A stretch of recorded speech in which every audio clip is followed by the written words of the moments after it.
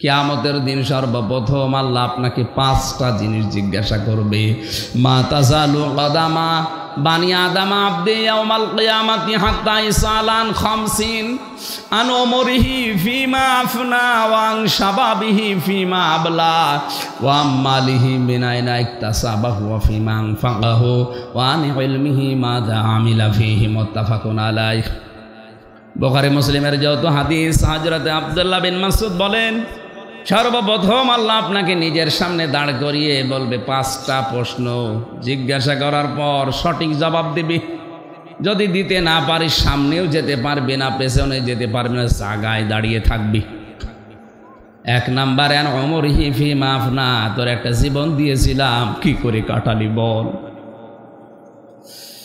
ও কক্সবাজার বাসী, পুরা জীবন না, আমার তো মাঝে মাঝে একা থাকলে এই পয়েন্টটা যখন মনে হয়, আল্লাহ পাক যদি বলে আমির হামজা তোরা 2024 সালের জানুয়ারি মাসের 31 তারিখ পর্যন্ত মাফ করে দিলাম, শুধু ফেব্রুয়ারির 1 থেকে 28, এই 28টা দিনের হিসাব দিয়ে জান্নাতে যাক। আমার তো এই 28 দিনের হিসাব দেওয়াও সম্ভব না। আপনারা পারবেন না? আপনারা পারবেন?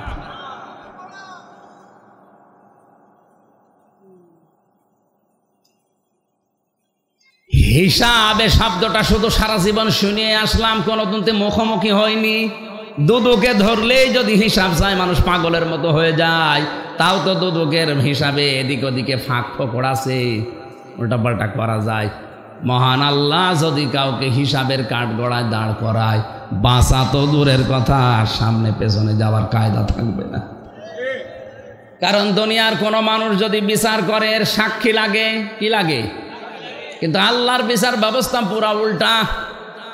আল্লাহ পাক বলেন, ইয়ারাফুল মুজরিমুনা বিসিমাহুম ফায়ুখাযু বিন নাওয়াসি ওয়াল আকদাম ফাবিআইয়ি আলাই রাব্বিকুমা তুকাদ্দিবান। দুনিয়ার মানুষ সাক্ষীর উপরে ভর করে রায় দেয়, বিচারপতি যারা, জজ যারা। আমার আল্লাহর বিচার ব্যবস্থা পুরা উল্টা, সিস্টেম আলাদা। ওনার বিচার ব্যবস্থায় কোনো সাক্ষী লাগবে না, আপনার শরীরের ভেতরে সাক্ষী ফুটে উঠবে। আয়াতের তাফসিরে আমি 10 প্রকার মানুষের নাম পেয়েছি। অনেক মানুষের চেহারা কুকুরের মতো হয়ে যাবে, কারো চেহারা শুকুরের মতো হয়ে যাবে, কারো চেহারা হবে সাপের মতো। যে সেই ধরনের অপরাধ দুনিয়ায় করতো তার চেহারার ভেতরে ওইটা ভেসে উঠবে। কিয়ামতে কোটি কোটি মানুষেরা দেখে বুঝবে দুনিয়ায় এই কাজে লিপ্ত ছিল।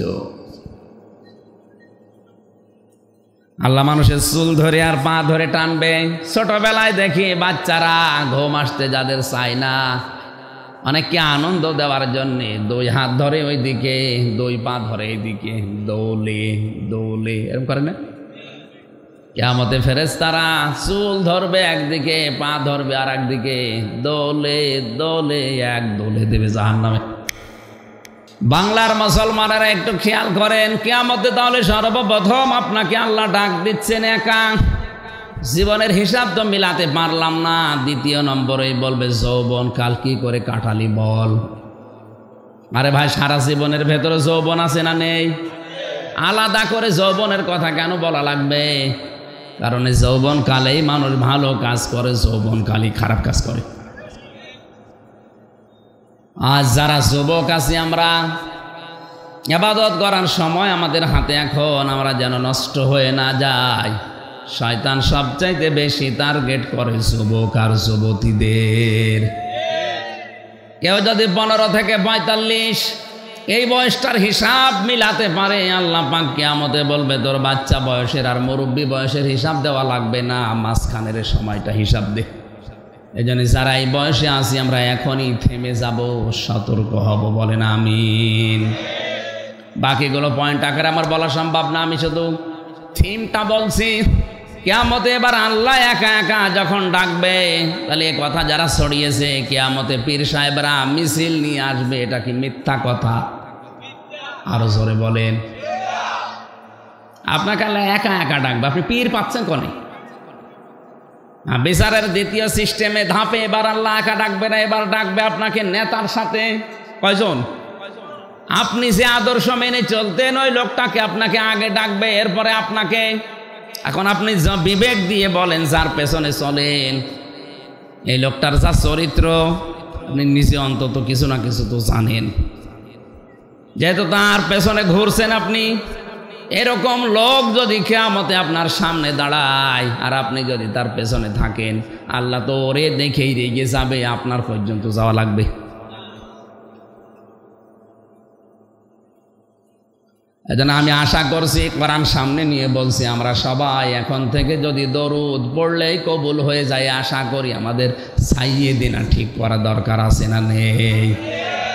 আমরা কিনা যারাই দরুদ পড়েছি, আল্লাহুম্মা সাল্লি আলা মুহাম্মাদ ওয়া আলা আলি সাইয়্যিদিনা বলা হয়। প্রথম নাম্বার কি? এই শব্দটা কেন প্রথমে আনলেন?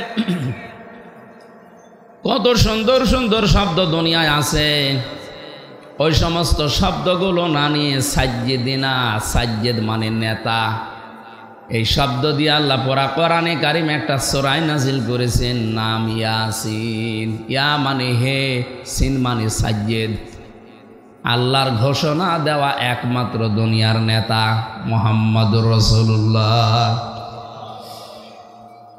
এই জন্যে আল্লাহ তাকে ইয়াসিন, হে নেতা। আল্লাহর মুখ দিয়ে একটা মানুষের নামে নেতা শব্দ বের হয়েছে, তিনি আমাদেরও নেতা মুহাম্মদুর রাসূলুল্লাহ। এখানে একটা সূক্ষ্ম পয়েন্ট বলছে, আলেম যারা আছেন খেয়াল করেন। এ পৃথিবীতে আমরা অনেকে যারা অজু করি, মনে করি যে অজু করলেই নামাজ হবে না। অজু করলে 7টা কারণ আছে অজু ভেঙে যায়। অজু করার পরে যদি ওই 7 কারণের যে কোনো একটা কারণ আপনার ভেতরে দেখা যায়, ওই অজু আর থাকবে? কথা বলেন না কেন? ওই অজু দিয়ে নামাজ পড়লে নামাজ হবে? নামাজ পড়তে গিয়ে যদি কেউ 19টা কারণ পাওয়া যায়, ওই 19টা কারণের একটা পাওয়া গেল আপনার নামাজ আর নামাজ হবে না, নামাজ ভেঙে যাবে। আমার এই পর্যন্ত কথা বুঝেছেন কিনা?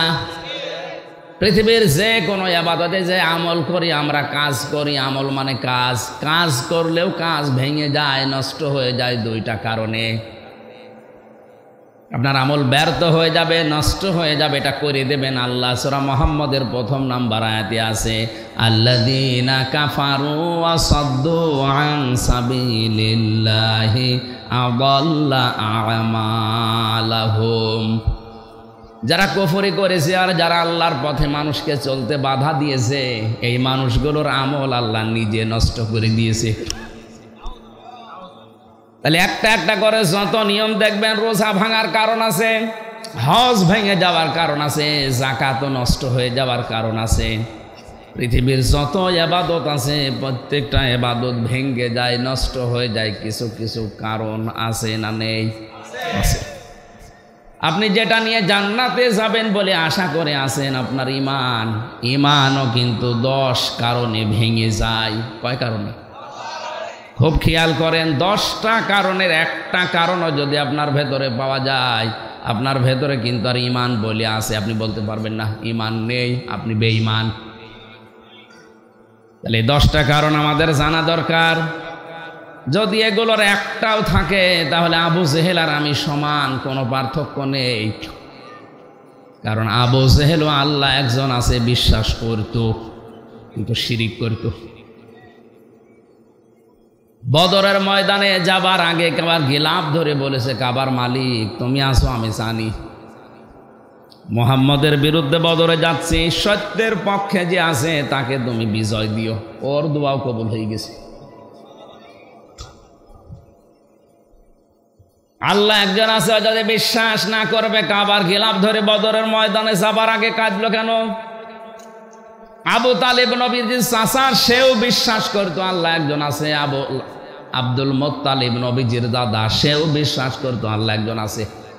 এই জন্য আবরাহা যেদিন কাবা ধ্বংস করার জন্য আসে, ও কাবার চাবি ওই মুলতাজাম নামক জায়গা, যেটা ওই দরজার ওপরে লাগিয়ে কাবার গিলাফ ধরে বলেছিল, মালিক রেখে গেলাম তোমার ঘর তোমার হাতে, তুমি দেখো যে বাহিনী নিয়ে এসেছে এটা আমার আয়ত্তে নেই, আমি আর পারলাম না।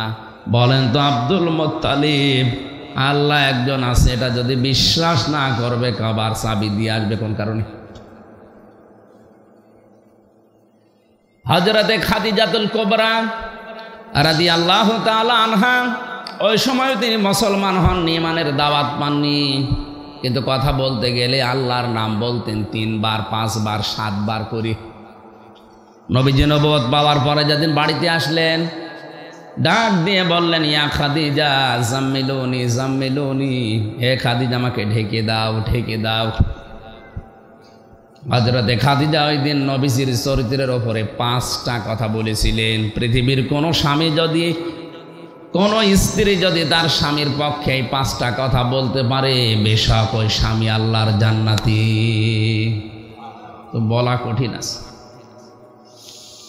বুখারী শরীফের হাদিস,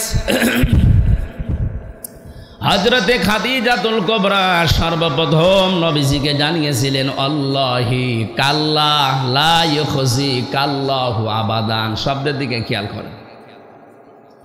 হযরতে খাদিজা বললেন, আল্লাহি আল্লাহর কসম, কাল্লা কখনো না, লা ইউখজি কাল্লাহু আবাদান, কখনো আল্লাহ পাক আপনাকে অপমান অপদস্থ ভয় ভীতি দেখাতে পারেন না।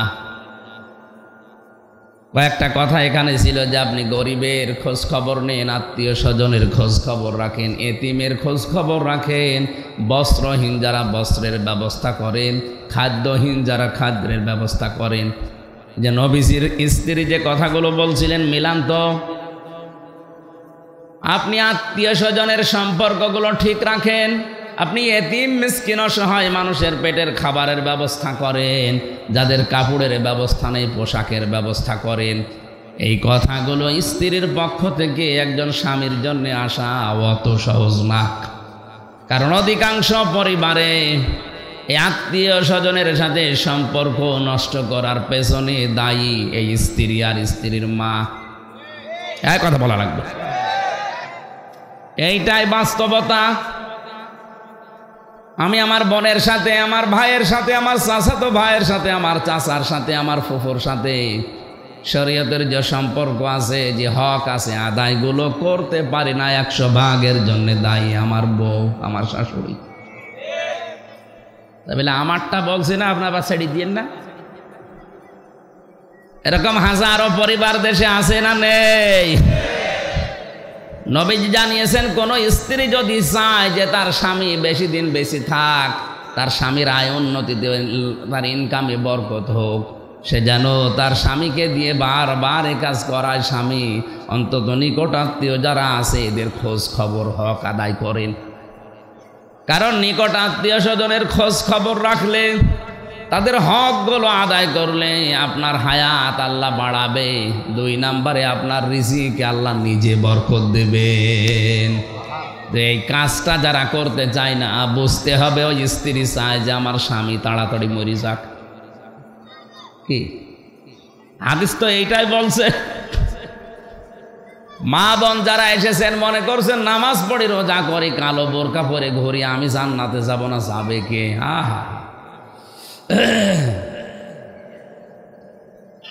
2 জন মানুষকে এই পৃথিবীতে বড় বড় 2টা পুরস্কারের ঘোষণা আমরা জানি। হযরতে খাদিজাতুল কুবরাকে আল্লাহ সালাম দিয়েছেন জীবিত অবস্থায়, আর হযরতে আসিয়াকে আল্লাহ জিন্দা অবস্থায় জান্নাতে ঘর দেখিয়েছেন। এই 2 জন মহিলার পুরা জীবন আমি পড়ে পেয়েছি। 2 জনেই আল্লাহরে পুরস্কার পেয়েছেন, একজন সালাম আর একজন ঘর। 2টা পুরস্কার পেয়েছেন স্বামী ভক্তি করার কারণে। হযরতে খাদিজাতুল কুবরা রাদিয়াল্লাহু তাআলা আনহা তখনও পর্যন্ত ইমানের দাওয়াত পাননি। নবীজি কেবল নবুয়ত পেয়ে বাড়িতে এসেছেন, এখনো বলেননি যে খাদিজা লা ইলাহা ইল্লাল্লাহ বলো, বলেননি। তিনি বলেছিলেন শুধু আমারে ঢেকে দাও, আমি ভয় পেয়েছি। খাদিজার প্রথম বাক্যের ভেতরে আল্লাহর নাম ছিল কয়বার? 3 বার।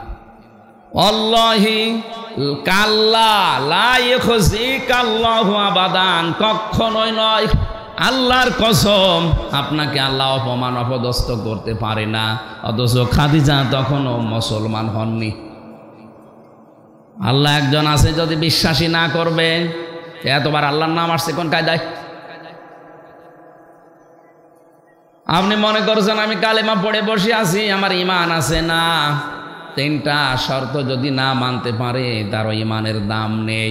আর ঈমান যে কখন ভেঙে গেছে আপনি টেরও তো পাননি। কয়টা কারণে ওযু ভেঙে যায়, নামাজ ভেঙে যায়? কয়টা কারণে? হ্যাঁ, আমল ভেঙে যায়, নষ্ট হয়ে যায় কয় কারণে? 2 কারণে। কয় কারণে? ঈমান ভেঙে যায় 10 কারণে। তার আমি গুরুত্বপূর্ণ পয়েন্টটা বলছি, কারণ এই শব্দের সাথে রিলেটেড। 4 নাম্বার কারণ হচ্ছে, পৃথিবীতে যারা বিশ্ব নবীকে নেতা মানে না, অন্য কাউকে নেতা মানে, তার ঈমান ভেঙে যায়। দলিল সূরা ইয়াসিন। ইয়া মানে হে, সিন মানে সাজ্জেদ। তাফসিরে কাবীর মুফাসসির লিখেছেন সিন শব্দের অর্থ 5টা। সিন মানে সাজ্জিদুল আলামিন, সিন মানে সাজ্জিদুল বাশার, সিন মানে সাজ্জিদুল কাউনাইন, সিন মানে সাজ্জিদুল আম্বিয়া, সিন মানে সাজ্জিদুল মুরসালিন। এর 2য় নম্বরে কি ছিল? সাজ্জিদুল বাশার। সাজ্জিদুল বাশার মানে মানুষ। বলেন বলেন, মানুষ হিসাবে কেউ যদি দাবি করে আর রাসূলুল্লাহকে নেতা না মানে, ও মানুষ নেই এই আয়াত অনুযায়ী, ও অন্য কিছু। আমি কি আরো একটু নিচে নামবো? হ্যাঁ, নামবো কোথায়? এরপরেও যদি না বোঝার ভান করে থাকেন, আমার কিছু করার নেই। আপনার ঈমান আছে না গেছে আপনি বা টের পান। এই যে আমি এখানে নোট করে নিয়ে এসেছি, 10 কারণে মানুষের ঈমান ভেঙে যায়, ঈমান আর থাকে না। ওই ঈমান নিয়ে আপনি জান্নাতে যেতে পারবেন না। সব হাদিস থেকে আর তাফসীর থেকে তোলা। 1 নাম্বার, যারা শিরিক করে, এর দলিল আছে সূরা জুমারের 65 নাম্বার আয়াতে। লম্বা করে বলতে গেলে আয়াত শেষ হবে না, এই জন্য বলছি না। 2 নাম্বারে যারা কুফরি করে, সূরা বাকারার 38 নাম্বার 39 নাম্বার আয়াতের মাঝে আছে। 3 নাম্বারে যারা নেফাক করে, মুনাফিকি করে, এখানে পয়েন্ট আকারে দিয়েছে, সব ধর্মকে যারা সমান মনে করে এদের ঈমান নষ্ট হয়ে গেছে। আর বাংলাদেশে এখন এইটা বেশি। আপনি মনে করছেন 96% মুসলমান, কে বলেছে? এদেশে তো এখন জরিপ অনুযায়ী 15% মুসলমান নেই। কারণ এই 10টা পয়েন্ট আমি মিলিয়ে দেখেছি। 100 জনের মাত্র 15 জন বিশ্ব নবীকে আদর্শ হিসাবে মানে, আর বাকি 85 জন আছে তা না নাই। আমার ভাষা বোঝা যায়? 4 নাম্বারে, এই যে 4 নাম্বারটাই বলছিলাম, বিশ্ব নবী ছাড়া অন্য কারো আদর্শকে যারা মেনে নিয়েছে তাদের ঈমান ভেঙে গেছে। কারণ আল্লাহর ঘোষণা দেওয়া নেতা এই পৃথিবীতে কয়জন? আরো জোরে কেন বলেন তো? আমি আগে 10টা শেষ করি নাকি? আপনারা আছেন তো নাকি? 5 নাম্বারে, আল্লাহর বিধানকে যার ভালো লাগে না, এটার দলিল হচ্ছে সূরা মুহাম্মদের 9 নাম্বার আয়াতে আছে। 6 নাম্বারে, যারা দ্বীনের কোনো বিধানকে কটাক্ষ করে, উপহাস করে, এটাও দিন দিন বেড়ে যাচ্ছে। গত 2-3 দিন আগে চলছে ইনশাল্লাহ, আলহামদুলিল্লাহ, সুবহানাল্লাহ কেন বলা লাগবে, এই নিয়ে টক শো হচ্ছে। এটিএন বাংলার দায়িত্বে যারা আছেন, ইসলাম বিরোধী কোনো কথা প্রচার করবেন না, তাহলে বাংলাদেশের জনগণ এটিএন বাংলাকে প্রত্যাখ্যান করবে। আপনার এই কথা যারা বলেছে তাকে আগে জনতার সামনে মাপ চাইতে বলেন। কারণ ইনশাল্লাহ এ শব্দ আল্লাহ নিজে দিয়েছেন কোরআনে। কথা বলেন না, বিশ্ব নবী একবার ইনশাল্লাহ বলেন, এই জন্য 12 দিন ওহী বন্ধ ছিল। নবীজির মতো মানুষকে আল্লাহ 12 দিন পর্যন্ত অপেক্ষা করিয়েছেন যে ইনশাল্লাহ কেন বললেন না। আর যারা ইনশাল্লাহর বিরুদ্ধে, আলহামদুলিল্লাহ, সুবহানাল্লাহ, মাশাআল্লাহ এই শব্দগুলোর বিরুদ্ধে, বুঝতে হবে এরা সরাসরি আল্লাহর বিরুদ্ধে। এই জানোয়ারগুলো মারা গেলে এদের কোনো জানাজা এদেশে হবে না। কারণ যারা আল্লাহর সাথে দুশমনি করে এরা কাফের, এরা মুশরিক। কথা বলেন, কোন কাফেরের জানাজা জায়েজ আছে? কোন মুশরিকের? নবীজি নিজের আপন চাচা আবু তালেবের জানাজার নামাজ পড়াতে গিয়েছেন, কবরে দোয়া করেছিলেন, আল্লাহ ফেরত দিয়েছেন, হাত নামান। কার জন্য দোয়া করেন? সূরা তাওবার 113 নম্বর আয়াত দলিল, মা কানা লিন্নাবিয়্যি ওয়াল্লাযীনা আমানু আইয়াস্তাগফিরু লিল মুশরিকিন। আল্লাহ পাক বলেন, হে নবী, কার জন্য হাত তুলেছেন আপনি হাত নামান। এটা আপনার চাচা আমি জানি, কিন্তু লোকটা মুশরিক। লোকটা কি? কোন মুশরিকের জন্যে কোন নবী কোন ইমানদার দোয়া করবে, মাগফিরাত কামনা করবে, এটা জায়েজ নেই, এটা শোভনীয় না, উচিত না, এটা বৈধ না। আল্লাহ নিজে বলছেন এটা বৈধ না। ওয়ালাউ কানু উলি কুরবা, যদি ওইটা আপনার আত্মীয় হয়, নিকট আত্মীয়। ও কক্সবাজারবাসী, আপনার বিবেকের তালা কি এখনো খুলবে না? নবীজির মতো মানুষ, আপন চাচা মুশরিক, হাত তুলে আছে, আল্লাহ হাত ফেরত দিয়ে দিচ্ছে। আর বাংলাদেশে টাটকা মুশরিকগুলো মরে যায়, আর আমরা দোয়া করে জান্নাতে দিয়ে আসি, মনে হয় কন্ট্রাক্টর ইংলিশ। ধোঁকাবাজি বাদ দেন, শক্ত হওয়া লাগবে। কোন মুশরিকের কোন কাফেরের জানাজা পড়া জায়েজ নেই, হারাম। জেনে শুনে কোনো হারাম কাজ করবেন। আজকে থেকে এই 10টা পয়েন্ট মনে রাখবেন, যাদের ভেতরে পাওয়া যাবে এদের যেহেতু ইমান নেই, আর ইমান না থাকলে আমরা তাদের বেঈমান বলি। আর জোরে, কোনো বেঈমানের জানাজার পড়া জায়েজ আছে? কবরে দেওয়া, মাগফিরাত কামনা করা। 100টা কেন 1000টা গরু জবাই করে দিলে শুধু পানিতে ফেলা হবে, কিছু হবে না। মনে করছেন না চট্টগ্রামে আওলাদের রসুল আছে, দোয়া করালে পার? কিসের আওলাদের রসুল? নবীজি হাত তুলে বসে আছে, হাত ফেরত দিয়েছে, আওলাদের রসুলের খবর আছে? এরা আইওয়াশ করা হচ্ছে আমাদেরকে, এটা বন্ধ করা লাগবে। সব ধোঁকাবাজি।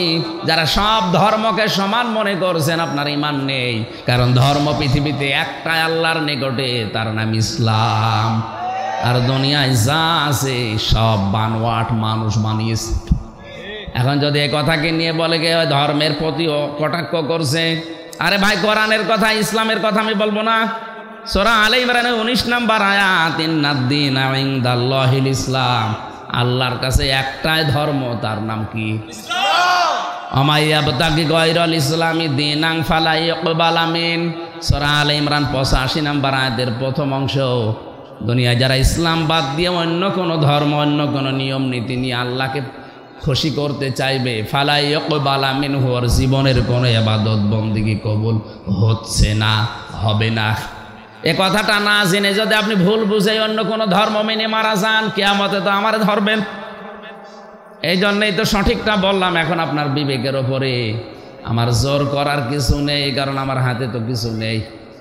লাস্তা আলাইহিম বিমুসাইতির। হে নবী, আপনাকে দারোগা পুলিশ করে পাঠায়নি যে পিটিয়ে মানুষ হেদায়েত করা লাগবে, দরকার নেই।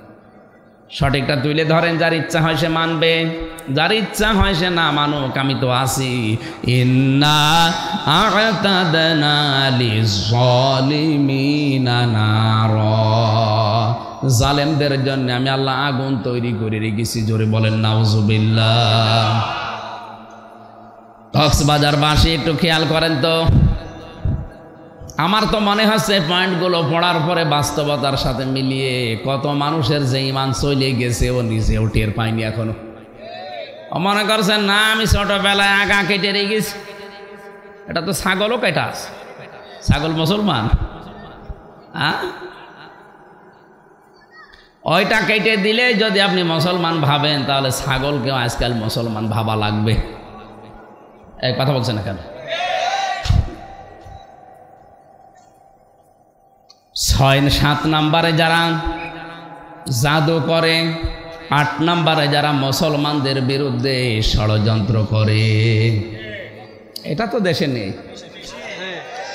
9 নম্বরে কাউকে যারা ইসলামের ঊর্ধ্বে মনে করে। আজ ধর্মীয় বিষয় হোক, জেনারেল বিষয় দেখেন, অনেকে একেবারে ইসলামের উপরে তুলে ফেলিস। আরে ভাই, আপনার তার ইমানই নেই। ইসলামের ঊর্ধ্বে এই পৃথিবীতে কেউ আছে? বলেন। ইসলামের খাদেম এই পৃথিবীর সবাই। বিশ্ব নবীকেও এই দুনিয়াতে ইসলামের খাদেম করে আল্লাহ পাঠিয়েছেন। আমরা কি ইসলামের মালিক? এই জন্য ইসলামের ঊর্ধ্বে কাউকে মনে করা যাবে না, সে বাপ হোক আর নেতা হোক।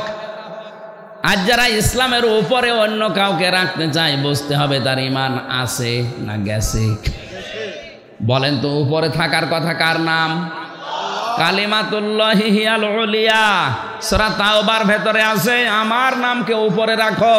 আজ যারা পৃথিবীতে আল্লাহর নাম উপরে না রেখে অন্য কাউকে উপরে রাখে, বুঝতে হবে তাদের ঈমান আছে না গেছে।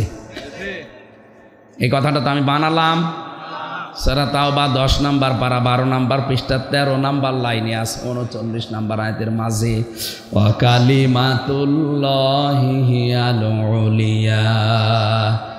এত দলিল দিয়েও যদি কারো মন খারাপ হয়, আমার মনে হয় এটা আবু জাহেলের ভাইরা ভাই। আপনি নিজেও কোরআন পড়বেন না, হামজা বললে আপনি বুঝবেনও না, আপনি মানবেনও না। আপনি কি হয়েছেন কি? হ্যাঁ, আমি আয়াত, পারা, পৃষ্ঠা, লাইন, রুকু, সূরার নাম, তাফসিরের নাম সব বলে দিচ্ছি। এরপরে 10 নাম্বারটা হচ্ছে, ইসলামের বিধানকে কেউ যদি ঘৃণা করে তার ঈমান চলে যায়, নষ্ট হয়ে যায়, ভেঙে যায়।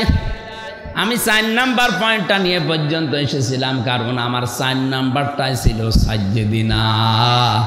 আমরা সবাই মিলে বললাম যে মুহাম্মদ কিন্তু আমাদের নেতা। আমাদের কি নেতা? আপনার দরুদের প্রথম শব্দ হয়তো এইটা। আল্লাহ যদি প্রশ্ন করে, এই কক্সবাজার, ভাড়ুয়াখালী এলাকার মানুষেরা, তোমরা যে রহমত কামনা করো সে লোকটার উপরে, তার নাম মুহাম্মদ, এ মুহাম্মদ কে? আমরা এক বাক্যে জবাব দিয়েছি, মুহাম্মদ আমাদের নেতা। এই জন্যই তো অনেকে স্লোগান দেয়, তোমার নেতা আমার নেতা। কি এটা কি বানানো স্লোগান? এটাই হাদিসের এই শব্দের। আল্লাহ পাক নিজে তাকে নেতা বলেছেন, ইয়াসিন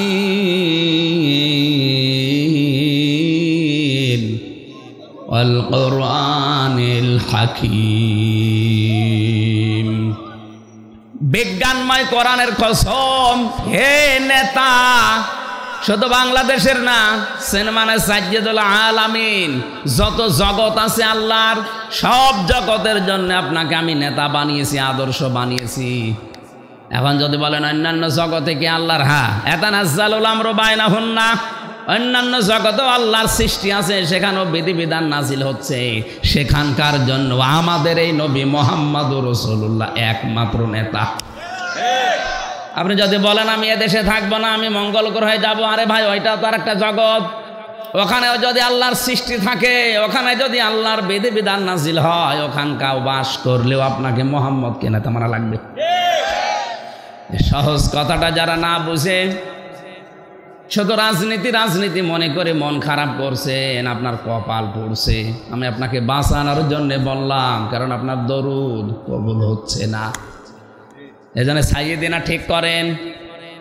সূরা বানী ইসরাইল 15 নম্বর পারা 8 নম্বর পৃষ্ঠা 3 নম্বর লাইনের 71 নম্বর আয়াতের প্রথম অংশে আছে। এটা তাফসিরে ফি জিলালিল কোরআনে পাবেন। আল্লাহ পাক বলেন, ইয়াউমা নাদউ কুল্লা উনাসিম বিইমামিহিম।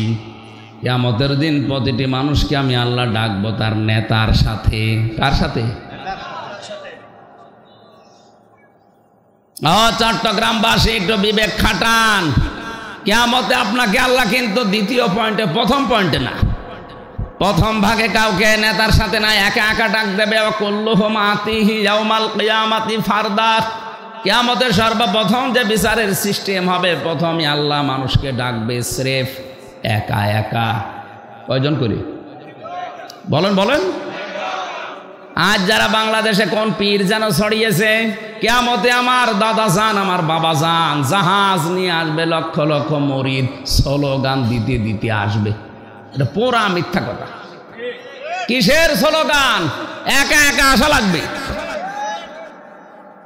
আর ওই কথা বিশ্বাস করে অনেকেই পাগল, যার অসুবিধা নেই, খালি পেছনে স্লোগান দেব।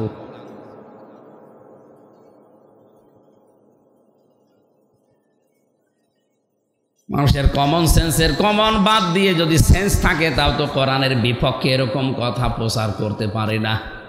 এ কথা বলতে গেলে হামজা ওদের কাছে খারাপ, কারণ ওরা জানে যে আমার ব্যবসার 12টা বাজতেছে। বলেন তো সূরা এটা মরিয়ম 16 নম্বর পারা 10 নম্বর পৃষ্ঠা 15 নম্বর লাইনের শেষ নাম্বার উপর 95 নম্বর আয়াত, অকুল্লুহুম আতিহি ইয়াউমাল কিয়ামাতি ফারদা। আল্লাহ বলেন প্রতিটি মানুষকে আমি স্রেফ ডাকবো আমার সামনে বিচারের প্রথম পয়েন্টে। কয়জন? আরো জোরে বলেন। দ্বিতীয় পয়েন্টে, এবার আমাদের বাংলাদেশে বিচার ব্যবস্থা যেমন সিস্টেম 4টা। প্রথম নাম্বারে সিএমএম কোর্টে বা ম্যাজিস্ট্রেট কোর্টে, এখান থেকে যদি আপনার বিরুদ্ধে রায় হয় আপনি বলতে পারবেন না আমি মানি না, তাহলে রাষ্ট্রদ্রোহী মামলা হবে। এতটুকু বলা যায় যে আমি ন্যায় বিচার পেলাম না, তাহলে কি করবেন আপনি? যান উপরে, যান জজ কোর্টে যান। জজ কোর্ট থেকে আপনার বিরুদ্ধে যদি রায় আসে আপনি বলতে পারবেন না যে আমি মানি না। এতটুকু বলার ক্ষমতা আছে যে আমি ন্যায় বিচার পেলাম না, আমি আরও উপরে যাব। কোথায় যাবেন আপনি? যান হাইকোর্টে যান। হাইকোর্ট থেকে আপনার বিরুদ্ধে যদি বিচার আসে যে আপনি অপরাধী, আপনি বলতে পারবেন না আমি মানি না, পারবেন? এতটুকু বলা যায় যে আমি ন্যায় বিচার পেলাম না, আমি আরও উপরে যাব। কোথায় যাবেন? সুপ্রিম কোর্টে যান। ওখান থেকে বাংলার প্রধান বিচারপতি এখন যিনি আছেন, এই যে নেত্রকোনায় বাড়ি, কি জানো না, ওবায়দুল হাসান, ওনার নেতৃত্বে যে 6 বেঞ্চ 6 জন বিচারপতি নিয়ে বেঞ্চ বানানো আছে, ওখান থেকে যদি একবার ঘোষণা আসে যে আপনার ফাঁসি,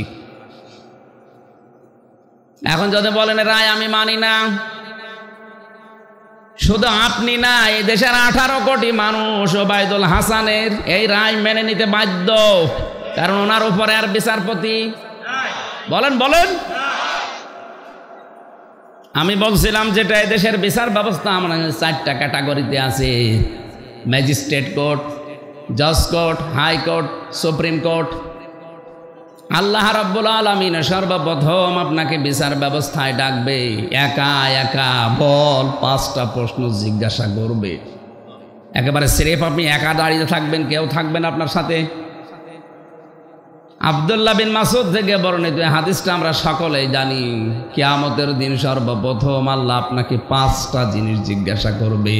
মা তাজালু কদামা বানি আদম আবদি ইয়াউমাল কিয়ামাতি হাত্তা ইসালান 50 আন উমরিহি ফিমা আফনা ওয়া আন শাবাবিহি ফিমা আবলা ওয়া মালিহি মিন আইনা ইকতাসাবাহু ওয়া ফিমা আনফাকাহু ওয়া আন ইলমিহি মাযা আমিলা ফিহি মুত্তাফাকুন আলাইহি। বুখারী মুসলিমের যত হাদিস, হযরত আব্দুল্লাহ বিন মাসউদ বলেন, সর্বপ্রথম আল্লাহ আপনাকে নিজের সামনে দাঁড় করিয়ে বলবে 5টা প্রশ্ন জিজ্ঞাসা করার পর সঠিক জবাব দিবি। যদি দিতে না পারিস সামনেও যেতে পারবি না, পেছনে যেতে পারবি না, জায়গায় দাঁড়িয়ে থাকবি। 1 নাম্বার, আন উমরিহি ফিমা আফনা, তোর একটা জীবন দিয়েছিলাম কি করে কাটালি বল। ও কক্সবাজারবাসী, পুরা জীবন না, আমার তো মাঝে মাঝে একা থাকলে এই পয়েন্টটা যখন মনে হয়, আল্লাহ পাক যদি বলে আমির হামজা ওরা 2024 সালের জানুয়ারি মাসের 31 তারিখ পর্যন্ত মাফ করে দিলাম, শুধু ফেব্রুয়ারির 1 থেকে 28, এই 28টা দিনের হিসাব দিয়ে জান্নাতে যাক। আমার তো এই 28 দিনের হিসাব দেওয়াও সম্ভব না। আপনারা পারবেন না? আপনারা পারবেন?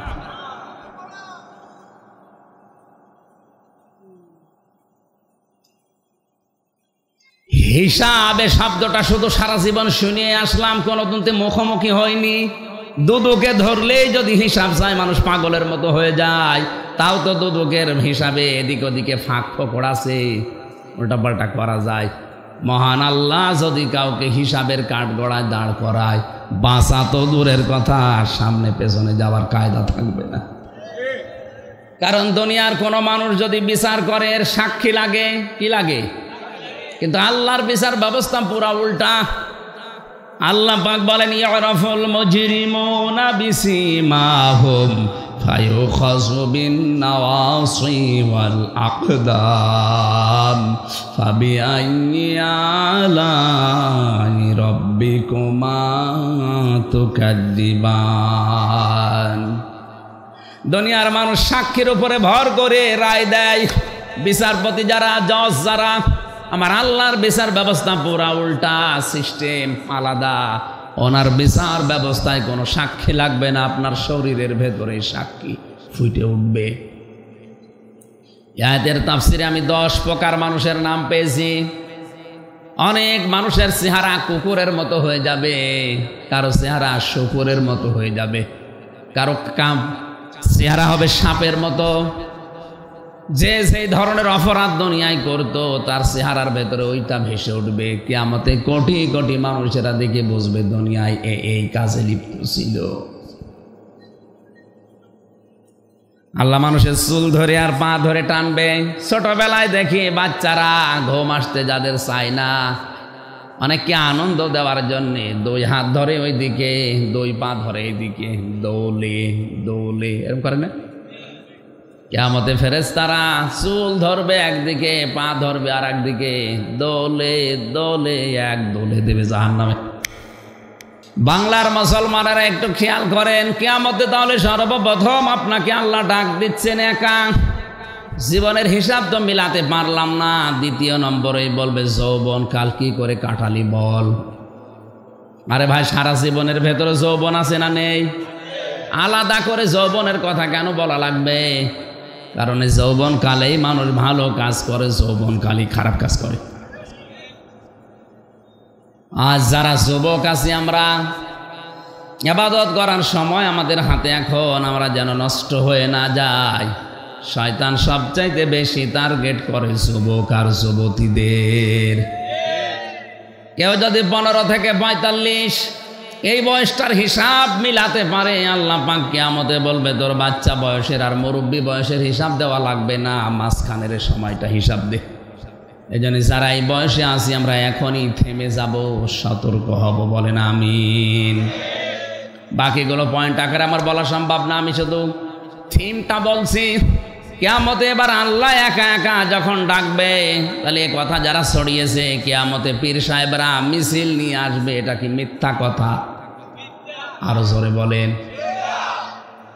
আপনাকে আল্লাহ একা একা ডাকবে, আপনি পীর পাচ্ছেন কোনে?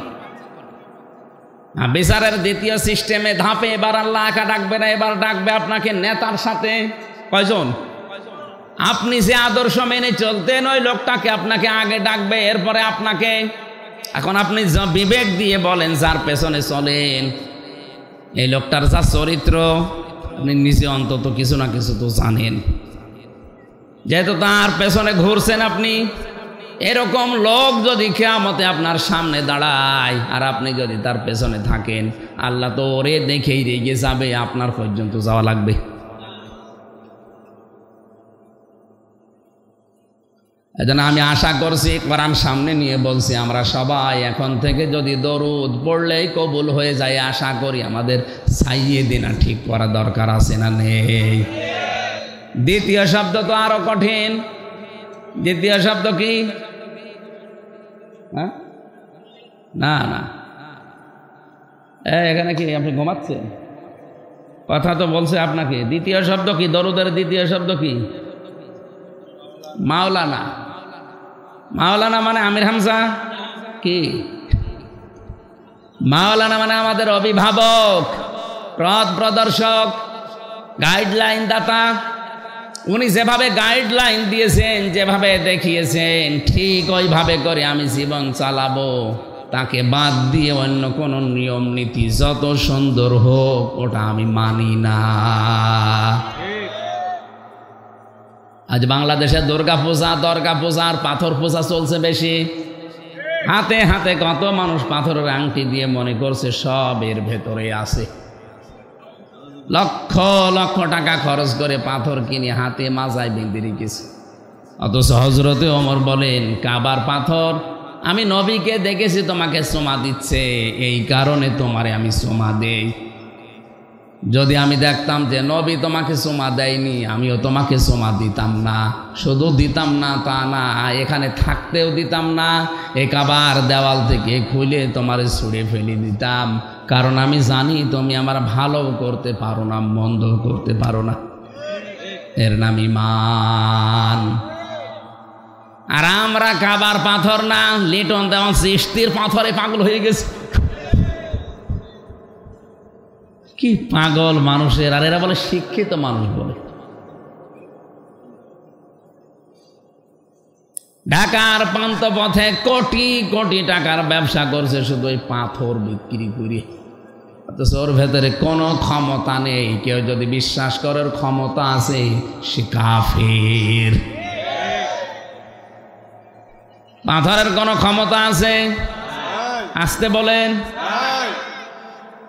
তাহলে এই মুহূর্তে যাদের পাথর বাঁধা আছে বিভিন্ন তাবিজের ভেতরে, এখনই খুলে ফেলেন। এলাকা মনে হয় তাবিজ চলে না, না? মহিলারা বেশি করে। সন্তান পেটের ভেতরে যখন ছিল 10 মাস 10 দিন, একটা তাবিজ কবজ কিচ্ছু লাগে নাই। ও দুনিয়ায় আসতে দেরি, ওর গলার ভেতরে 10টা, মাজার ভেতরে 10টা, এমনকি নুনুর সাথেও 3-4টে বেরিয়ে গেছে। ও বলে আল্লাহ, পেটের ভেতরে তো ভালো ছিলাম, বাইরে এসে শুধু তাবিজ আর তাবিজ, 12-13টা তাবিজ আমার গলা আর মাজায় আর নুনুই বেরিয়ে গেছে, আমি করবো কি? এসে পোশাক আটকিয়ে যায়। আলাইসাল্লাহু বিকাফিন আবদা, আমি কি আমার বান্দার জন্য যথেষ্ট না যে তাবিজ লাগবে? কোন কিছু হলে গভীর রজনীতে ওঠেন, রাত 2টা 3টা 2:30 4টার দিকে ওঠেন, লম্বা করে একটা সেজদা মারেন, 40-45 মিনিট 1 ঘন্টা পড়ে থাকেন একটা সেজদায়। যদি চোখের পানি ফেলতে পারেন আর যদি মনের কথা ওই সময় হাউমাউ করে বলতে পারেন শিশুর মতো, দেখবেন আপনার, আমার মনে হয় এরকম আনন্দ দুনিয়াতে স্ত্রী ব্যবহার করেও পাওয়া যাবে না। এ পৃথিবীতে যত সুখের কাজ আছে, আনন্দের কাজ আছে, স্ত্রী ব্যবহার তো তার ভেতর অন্যতম নাকি? যাদের বিয়ে হয়েছে তারা তো জানেন। কিন্তু সেজদায় যদি গভীর রজনীতে চোখের পানি ফেলে মনের আবেগ নিয়ে কেউ যদি হাউমাউ করে শিশুর মতো কাঁদতে পারে, এটা আমি জেলখানায় 3 বছর দেখেছি, অনেকের হয়েছে। যদি সত্যি আপনি কথাগুলো মন থেকে বলতে পারেন, দুনিয়া স্ত্রী ব্যবহারের চাইতে আপনি বেশি সুখ পাবেন। আমার চট্টগ্রাম কক্সবাজারবাসী হাতে পায়ে ধরে বলছি, আমি চশমা লাগিয়েছি, কোরআনের হাদিসের দেখতে পাচ্ছি এদেশে মানুষের সাইয়েদিনা ঠিক নেই, মাওলানা ঠিক নেই, এই জন্যে মাওলানা হয়ে গেছে অন্য কেউ। এমন এমন মানুষকে সেজদা দেওয়া হচ্ছে, এমন এমন কবরের কাছে সাহায্য চাওয়া হচ্ছে, সঙ্গে সঙ্গে লোকটা মুশরিক হয়ে যাচ্ছে। আর এটা চট্টগ্রাম বিভাগে এটা বেশি। কত রকমের উল্টাপাল্টা নাম নিয়ে তারা কাজ চালিয়ে যাচ্ছে, মানুষের ঈমান ধ্বংস করার একটা পায় তারা নিয়েছে। এরা কিন্তু কোটি কোটি টাকা বাতিলের কাছ থেকে পাচ্ছে, আপনি হয়তো জানেন না। ওরা এমনি এগুলো করছে না, ওরা দুনিয়ার তুলনায় আখেরাতকে বিক্রি করে দিয়েছে। এজন্য আবার বলছে আমাদের সাইয়েদিনা ঠিক করা লাগবে, মাওলানা ঠিক করা লাগবে। এরপরে শব্দ তো আরো কঠিন। আমরা তাফসিরে প্রবেশ করছি বাদ দিয়ে, আল্লাহ যেন দরুদকে সাল্লিম ও তাসলিমা যথাযথ হক আদায় করে পড়ার তৌফিক দেন, বলেন আমিন। সূরা বাকারার 190 নম্বর আয়াতটা পড়েছি, তাফসির আকারে কথা বলবো, আল্লাহ যেন তৌফিক দেন, বলেন আমিন। আউযু বিল্লাহি মিনাশ শাইতানির রাজিম। বিসমিল্লাহির রহমানির রহিম।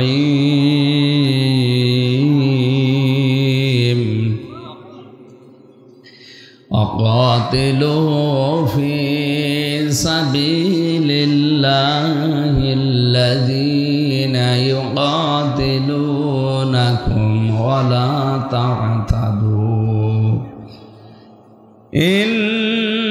ইন্নাল্লাহা লা ইউহিব্বুল মু'তাদিন।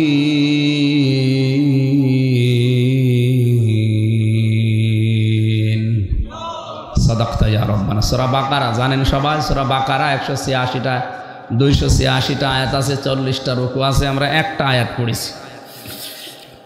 আল্লাহ পাক বলেন কাতিলো, তোমরা লড়াই করো, কাতিলু শব্দের শাব্দিক অর্থ তোমরা সবাই মিলে হত্যা করো, মারো। এই যে মারামারির পক্ষে কে? এবার আর কথা বলছে না। কাতিলু শব্দের শাব্দিক অর্থ যারা আলেম জিজ্ঞাসা করেন তো, কাতালা ইউকাতিলু মুকাতালান, পরস্পর লড়াই করা। আল্লাহ বলেন লড়াই করো, হত্যা করো, মেরে ফেলো। তাহলে মারামারির পক্ষে, মেরে ফেলার পক্ষে আল্লাহ আছেন, এ কথা বোঝা যাচ্ছে। সূরা আনফাল ৯ নম্বর পারা 18 নম্বর পৃষ্ঠার 1 নম্বর লাইনের 1 নম্বর আয়াত, ফালাম তাকতুলুহুম ওয়ালাকিন্নাল্লাহা কাতালাহুম। আল্লাহ পাক বলেন, হে নবী আপনি তাদেরকে হত্যা করেননি, আমি আল্লাহ নিজে তাদেরকে হত্যা করেছি। তাহলে মারামারি হত্যার পক্ষে কে? এ কথা শুনলে আজ জঙ্গিবাদের তকমা দিয়ে ধরিয়ে দেন, জেলখানায় রেখে দেন, তাহলে আল্লাহকে ধরেন। উনি বলছে কাতিলু, কতল করো, হত্যা করো। কুতিবা আলাইকুমুল কিতাল ওয়া হুয়া কুরহুল লাকুম, কতল করা এটা আমি লিখে দিলাম তোমাদের উপরে, যদিও অনেকের কাছে এটা খারাপ লাগে। ফালিয়াকাতিল ফি সাবিলিল্লাহিল্লাযীনা ইয়াশরুনাল হায়াতাদ দুনিয়া বিল আখিরা ওয়া মান ইউকাতিল ফি সাবিলিল্লাহি ফায়াকতাল আও ইয়াগলিব ফাসাওফা নুতিহি আজরান আযীমা।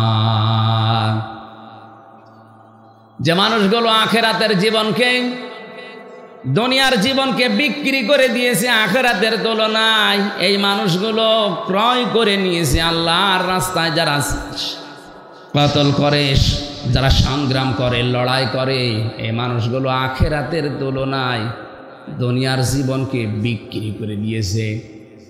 এরা যদি হত্যা হয় জিহাদের ময়দানে, এদেরকে তোমরা যদি মেরে ফেলো, এই মানুষগুলো হবে শহীদ, আর যদি বেঁচে যায় এরা হবে গাজী।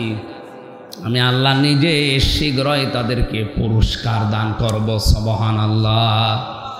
এতক্ষণ ৩-৪ মিনিট যাই বললাম, মনে হচ্ছে আল্লাহ মারামারি হত্যা এর পক্ষে। তো বাস্তবতা কি? এইটা নিয়ে কিন্তু বিরুদ্ধবাদী যারা আছে, কোরআনের বিরুদ্ধে যারা অবস্থান, এই আয়াতটা দেখায় মাঝে মাঝে যে আল্লাহ দেখেন হত্যার পক্ষে। ওয়াকাতিলু, কেমন কিতাব! আল্লাহ রাব্বুল আলামিন এতটুকু বলেই তো শেষ করেননি। ফি সাবিলিল্লাহি, তোমরা আল্লাহর পথে কতল করো। ইউকাতিলুনাকুম, যারা তোমাদেরকে কতল করে। আজ ফিলিস্তিনের দিকে তাকান, এরা দখলদার ইসরায়েলরা নিজেদের ভেটামাটি পর্যন্ত ছিল না, এখানে এসে উড়ে এসে জুড়ে বসে তারা মালিক, তাদেরকে ওরা হত্যা করছে। এই জন্য ইসরায়েলের এই কাশ্মীরের মুসলমানদের এখন সবচাইতে বড় ফরজ হচ্ছে, যারা তাদেরকে হত্যা করেছে ওদেরকেও হত্যা করা লাগবে। অথচ এই দেশে অনেক ঘোমটাধারী মাওলানা আলেম নাম নিয়ে ওরা ইসরায়েলের পক্ষে অবস্থান নিয়েছে, কাশ্মীরের বিপক্ষে অবস্থান নিয়েছে। এই আয়াত কিয়ামতে আপনার বিরুদ্ধে মামলা দেবে।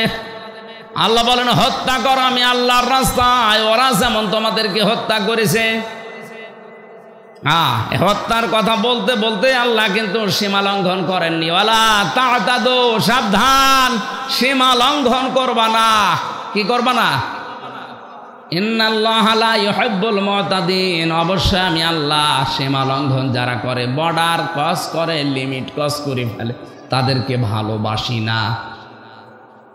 কোরআনের ভেতরে আমি ৭৭টা এরকম পেয়েছি।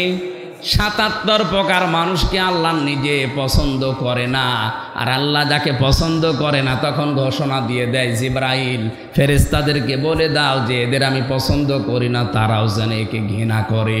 দুনিয়ার মানুষকে ঘোষণা দিয়ে দাও, আসমান জমিনে যারা আছে তারা যেন এই ঘোষণা পেয়ে সবাইকে বলে দেয় ৭৭ প্রকার মানুষকে আমি আল্লাহ, আমার ফেরেশতারা ঘৃণা করে, দুনিয়াবাসী তোমরাও এদেরকে ঘৃণা করো। জোরে বলেন নাউজুবিল্লাহ। তাহলে আজকের আলোচনার বিষয়টা হচ্ছে ৭৭ প্রকার মানুষকে আমার আল্লাহ নিজে ঘৃণা করেন। আল্লাহ যাকে ঘৃণা করবেন, আসমান জমিন ফেরেশতা সবার কাছে সে ঘৃণিত। সবার কাছে কি? এক নম্বরে যারা সীমা লঙ্ঘন করে, এ বাংলাদেশের চারিদিকে সীমানা দেওয়া আছে, ভারতে যদি সীমানা ক্রস করে কেউ যায় তার অবৈধভাবে গেলে জেলে যাওয়া লাগবে। কথা বলেন না কেন? আল্লাহর যে সীমানা আছে এগুলো 500 কত করে দেব,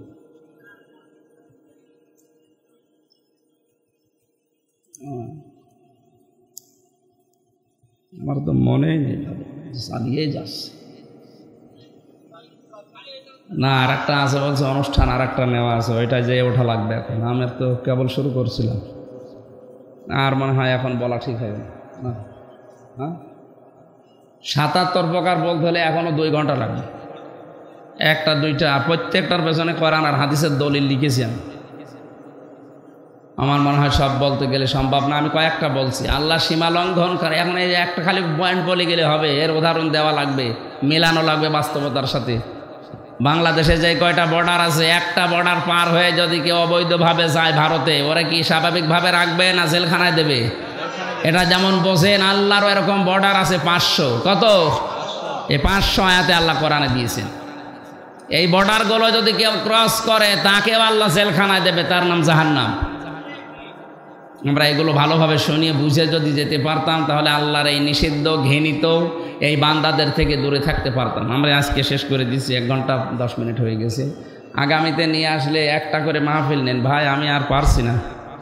এমনি জেলে থেকে শরীর একদম শেষ হয়ে গেছে, এরপরে আবার যদি 3টা 4টা করে করা লাগে, আমি তো মরে যাব। যে গরু দিয়ে চাষ করে খাবে না, গরু যদি মরে যায় তাহলে আর কি হবে। আগামীতে নিয়ে আসেন, আপনাদের সভাপতি আছে, ওনারা কথা বলুক। আমার ওখানে যে আবার হয়তো এখন ওঠা লাগবে, আর সময় নেই, ঘন্টাখানেক সময় আছে, ওই যেখানে যেতে লাগবে। যেই তো ওঠা যায় না, কিছু নাস্তা পানি করে চা মা খেয়ে উঠবো। দোয়া চাই, আমি মোনাজাত করবো। আল্লাহুম্মা আমিন।